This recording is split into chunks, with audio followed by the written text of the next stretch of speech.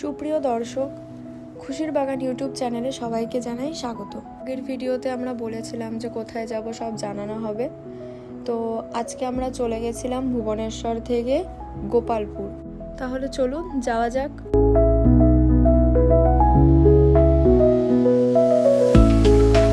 রাস্তায় যেতে যেতেই সুন্দর দৃশ্যটা চোখে পড়লো। কি সুন্দর লাগছে, তাই না? চলে এসেছি আমরা ব্রহ্মপুর বা বেরহামপুর, যেটাই বলবেন। এখান থেকেই নেমে অটো বা ট্যাক্সি বা গাড়ি যেটাই বলুন না কেন, সেখানে করে গোপালপুর বিচ অবধি যাওয়া যায়।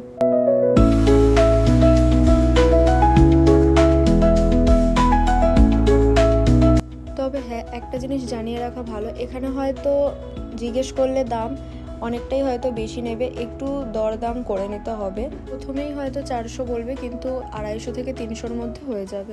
এবার সেটা হয়তো কোন সময় কি অনেক কিছুর উপরেই ডিপেন্ড করে। চলে এসেছি আমরা আমাদের হোটেলের নাম সি সাইড ব্রিজ। হোটেলটি ছিল সমুদ্রের একদম সামনে, আর আমাদের রুমটা ছিল সি ফেসিং রুম।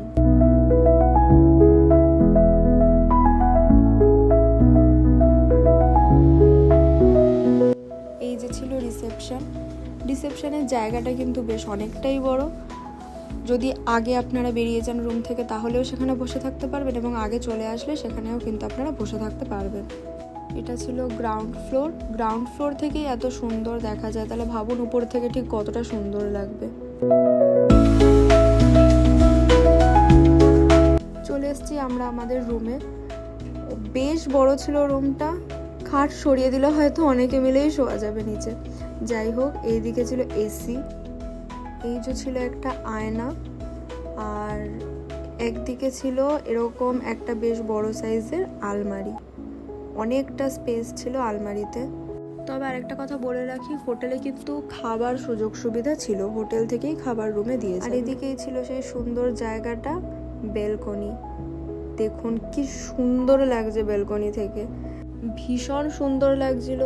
সকাল হোক বিকেল হোক, যদি বেরোতে না পারি আমরা বেশি রোদের কারণে, তাহলে এখানে এসে বসে থাকা যাচ্ছিল।